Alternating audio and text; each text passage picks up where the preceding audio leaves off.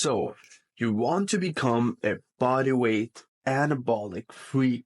Well, yes, you can. There are 3 laws you have to follow if you want to get so much stronger that you can lift your own body weight. In fact, you can float in the air, defy gravity with your body weight, add weight to your own body weight, lift it like it's nothing. All that while building some muscles and just being a overall beast. There are 3 laws you have to follow. Law number 1, overloading the basics. What does that mean? What are the basic movements? Guys, I made so many videos and I don't want to keep repeating myself, but we know that there, especially in terms of body weight, we have the push-ups, the pull-ups, and squats.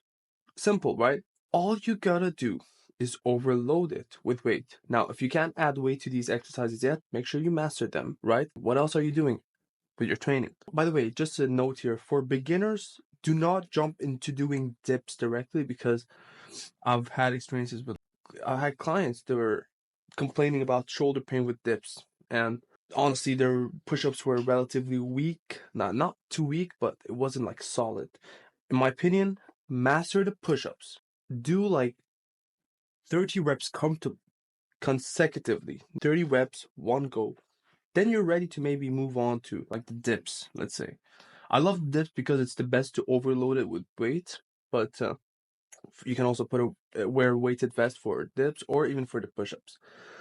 These are the basics you want to master, and continuously add weight to them. Pull-ups as well.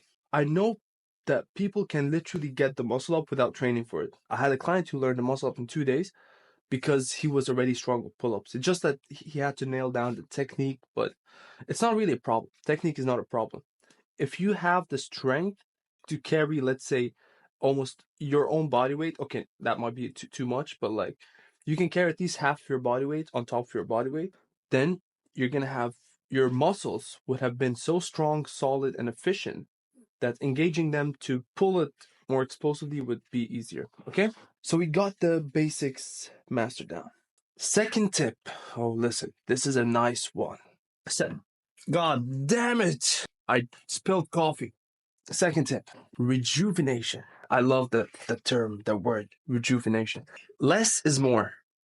When I say less is more, I mean it. Sometimes doing less of something gets you more of the results that you're looking to yield from doing that thing.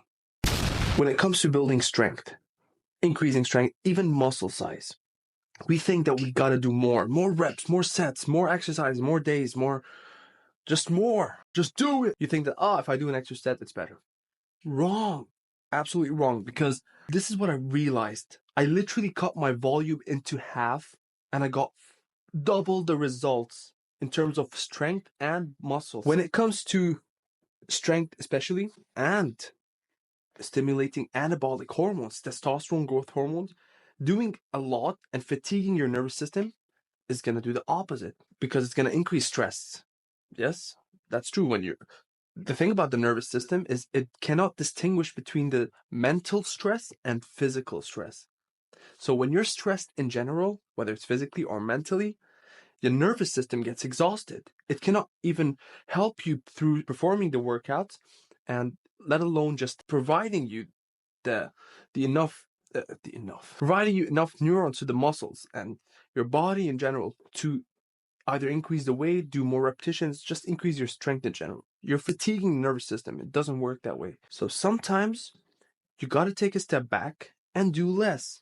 Be more efficient. If you guys want the routine, the reps, the sets, check out the program. It's for free. My full calisthenics program. It goes into details, the progressions of exercises, and all the good stuff you want. The link is down below. I recognize the new split I started doing, which I want to tell you guys. Actually, I used to do push, pull, legs, rest, and repeat. But what I did recently was do push, rest, pull, legs, rest. Sometimes I rest again, so 2 rests back to back, and then I repeat the cycle. The reason is I realized doing push day, I know you're using different muscles. You're using different muscles for push and pull day, but there's always going to be, for example, in push day, you're going to use stabilizer muscles in some exercises, like you can use your lats, your posterior muscles, and you're going to fatigue them, right? So it's smart to leave a gap, especially that you're using your upper body. I found it better. honestly. I thought I'm gonna miss out on the day, take an extra day off. I thought it won't be good. Oh my god, man. My results are sensational. Let's go to the final tip. The third law. Oh my god, man. This law, if I applied it long back, I would have achieved far more than I did so far. What is that law? Fuel. I'm trying to use fancy terms here. It's whatever. You gotta fuel your body. What does that mean? Nutrition. If your nutrition is not right, then you're missing out on real progress. How do you expect your muscles to perform well if you're not giving it the right fuel? Specifically, protein. If you're not getting enough protein, I would say recommend the dosage, not dosage, whoa. Just the amount of protein to be in the range of 1.2 grams to 1.7 or even 2 grams per kilogram of body weight. If I'm 70 kilograms times 1.5, that would be 105 grams. Am I doing my math right there? Whatever. I'm at the point though. Just 1.5 or 1.6, around 1.5, 1.6 grams of protein per kilogram of body weight. So we can recover the muscles and also carbohydrates. I know people shy away from carbs. They think they're bad, but they really aren't bad because they give us energy, right? Glucose, it's one of the main sources of energy for muscles during training. Fats. Oh, fats. Don't forget fats, man. Avocado, olive oil, nuts. They're amazing. They're not just amazing, they're essential to support hormone production. And we're talking about building more anabolic performance or physique, whatever you want to call it, just increasing our anabolic stimulation, and which includes testosterone and growth hormones. We need to support these hormones, not just take from them, give them a little pat on their back. Fats are amazing.